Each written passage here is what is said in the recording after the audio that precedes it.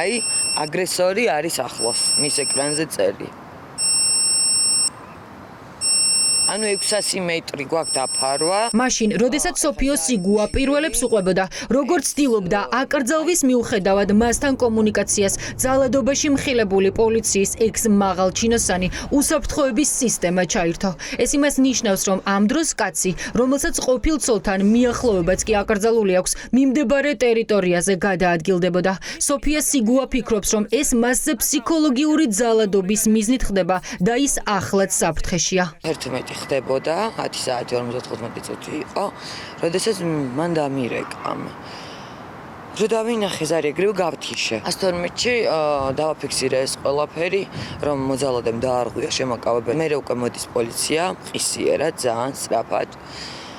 მაგრამ ამბობს, რომ ალიბად დაურეკია ასევე იოსებ სიგუას ადვოკატს. ეფარება გვაზავას, გვაზავა იღებს იმ პასუხისგებლობას, ალიბს, რომ თითქოს ერთად იყვნენ და ემოწმება, რომ მას მოძალადეს ჩემთვის უბრალოდ შემთხვევით არ უნდოდა დარეკვა. პოლიციის მაღალჩინოსნის ადვოკატმა დღეს შემაკავებელი ორდერის დარღვევაზე პასუხისმგებლობა საკუთარ თავზე აიღო. თეონა გვაზავა ამბობს, რომ სიგუას ტელეფონი მას ჰქონდა და ყოფილ ცოლთან მიმოწერას ასურათებდა, როდესაც ზარის შემთხვევით გაეშვა.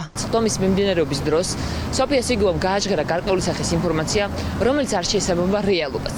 აღნიშნულის დამადასტურებელი მტკიცებულება ინახება იოსებ სიგუას კუთვნილ მობილურ ტელეფონში. პროცესის დასრულების შემდგომ მტკიცებულების მოპოვების მიზნით იოსებ სიგუას თანხმობით ვათვალიერებდი მის კუთვნილ მობილურ ტელეფონს და ვახორციელებდი საქმისათვის მნიშვნელობის მქონე მტკიცებულების მოპოვებას. სკრინშოტის დამზადების პერიოდში შემთხვევით განხორციელდა ჩემს მიერ გამავალი ზარი სოფიო სიგუას მობილურ ტელეფონის ნომერზე, რაც აღმოვაშინე უმალვე და რამოდენიმე წამში გავთიშე. გათიჩვისთანავე დავეკონტაქტე მართლაც რიგის ოფიცერს და შევატყობინე, რომ სოფიო სიგუასთან დაფიქსირდა ზარი, რომელიც გამოწვეული იყო ჩემი ქმედებით. ეს გუშინ, მაგრამ რა ხდებოდა დღეს, როდესაც უსაფრთხოების სისტემამ დააფიქსირა, რომ სოსო სიგუა მსხვერპლს უახლოვდებოდა. ადვოკატი ამბობს, რომ სიგუა ამ დროს სანაპიროზე მოძრაობდა, ყოფილი ცოლის სახლს ჩაუარა და განგაში ამის გამო ჩაირთო.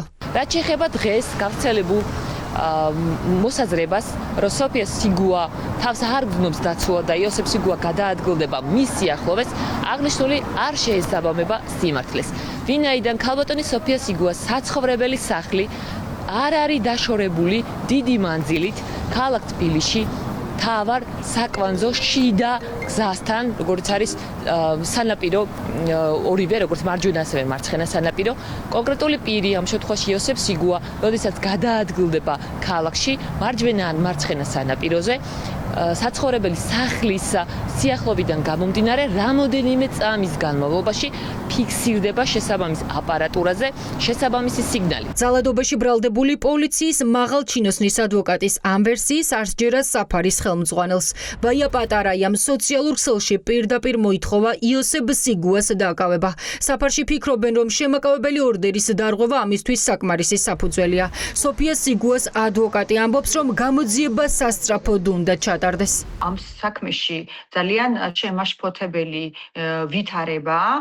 გუშინ მე ამის შესახებ სტატუსით დავწერე, ვინაიდან აი შესვენების დროსაც კი, როდესაც არ წყდება საუბარი სოსო სიგუას მხრიდან და მისი ადვოკატების მხრიდან დაზარალებულის მხარესთან, იკვეთება, რომ მათ ზედმიწევნით იციან ყველა ის ჩვენება, რომელიც არსებობს მოწმეების მხრიდან. მაშინ, როცა მხარეც არ არის, ბრალი წაყენებული არ არის და არანაირი წვდომა წესით სოსო სიგუას არ უნდა ჰქონდეს საქმის მასალებზე. ვინაიდან სოფია სიგუასთან შევიდა ზარი, მე როგორც მისი დამცველი ადვოკატი, მე მაქვს ფაქტი, რომ დაირღვა სავარაუდოდ შემაკავებელი ორდერი.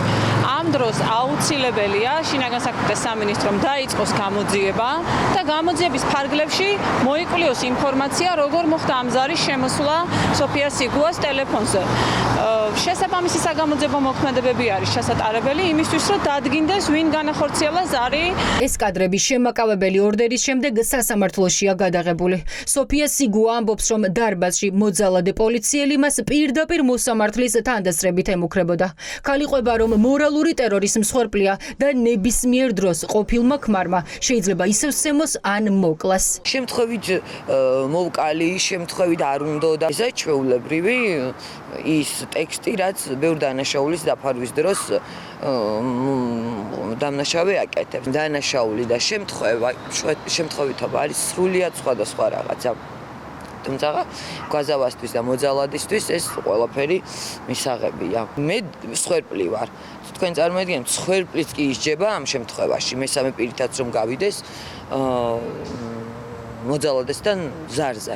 აქედან გამომდინარე, გვაზავა ალიბად მე ვფიქრობ ვერ უნდა გამოადგეს. საქალაქო სასამართლოში პროცესები გრძელდება. ორშაბათს 12 საათზე გახდება ცნობილი, გააუქმებს თუ არა სასამართლო შემაკავებელ ორდერს. ამ ეტაპზე ორივე მხარეს მისი სასარგებლო გადაწყვეტილების მოლოდინი აქვს.